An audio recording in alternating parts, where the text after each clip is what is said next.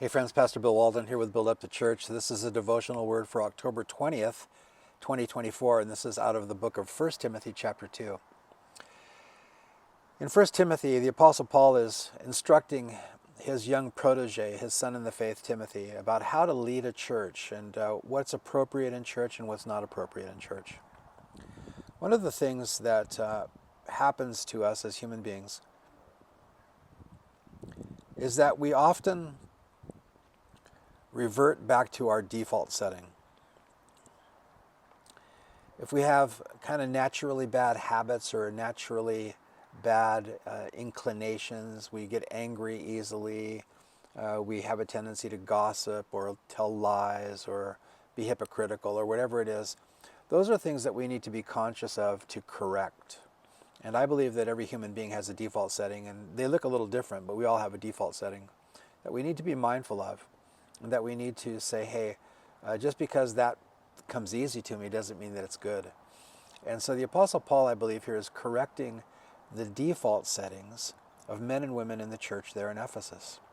It seems to me in this passage that we're going to look at, the men were spiritually lazy, and the women were trying to fill in that vacuum, that gap where the men had left spiritual leadership.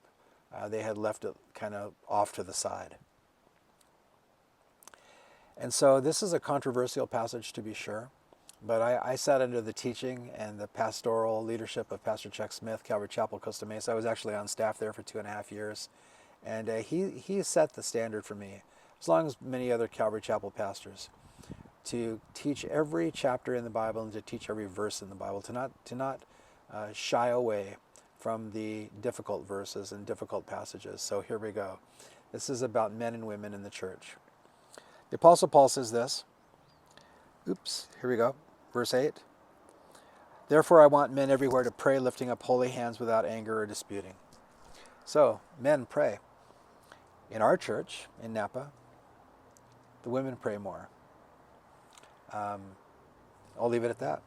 I think it's I won't leave it at that. I think it's more of a inclination for women to have sensitive hearts towards God, to feel things more deeply, and to be more ready to pray than men. So he's not encouraging men to get busy and be working or anything else. He's saying, hey men, pray, but don't do it with anger, and don't do it with arguing. And so even they need coaching, if you will, to not be angry when they pray. And so the men just needed correction. He also said in verse 9, I also want women to dress modestly with decency and propriety, adorning themselves not with elaborate hairstyles or gold or pearls or expensive clothes, but with good deeds, appropriate for women who profess to worship God. This is not a prohibition against dressing attractively. I think it's a prohibition against anything that's leaning towards immodesty, not being modest, and perhaps being sexually provocative or something like that. And, the world doesn't have the same standards that God has, and it doesn't have the same standards that the Christian ought to have. And so it's very easy for all of us, men and women, to be influenced by the world in our dress and our thinking and our language and what we do for recreation and the things we buy and, all those things. And so Paul is just saying to these women, listen, you're Christians. You women are Christians. You don't take your cues from the world. I want women to dress modestly, decently, and propriety. And so that's the general admonition. He says, adorning themselves not with elaborate hairstyles or gold or pearls or expensive clothes. Now imagine, here's one scenario, a possible scenario. If it becomes a beauty contest at church amongst the women, who's that going to affect? Well, it's going to affect the men. They're going to be distracted because men are visual. But secondly, it's going to be discouraging for women who can't keep up with those who dress, elaborately. They're going to feel overlooked. They're going to feel insignificant. So that requires some maturity on the parts of the women. What is appropriate, what is not. But he says here, if you want to dress up, if you want to beautify yourself, do it with good deeds, appropriate for women who profess to worship God. We move on to a real difficult section here for a lot of people. Verse 11, a woman should learn in quietness and full submission. I do not permit a woman to teach or assume authority over a man. She must be quiet. Now, I believe this was happening because the men were being lazy in Ephesus. As I mentioned before, they needed to be admonished and exhorted to even get together and pray. And then they needed to be admonished when you pray. Don't be angry and don't be arguing with each other. And so, if you need to be told that, something's missing, isn't it? And so I think it's very easy for women to want to see the work of God move forward. I've seen this very much in Latin American countries where it's much more common that if there's not a pastor around, there's a pastora. There's a woman pastor, and she's taking the lead. And good intentions and all of that. And we've worked with pastoras, though I don't think it's appropriate that a woman is a pastor. And we're going to see that here. But I appreciate the intention very much. But Paul says a woman should learn in all quietness and full submission. I do not permit a woman to teach or to assume authority over a man. She must be quiet. Now that word there, quiet, does that mean she can't talk in church? No, it doesn't. We see in the book of Acts that there was a man who had a number of daughters who prophesied in church.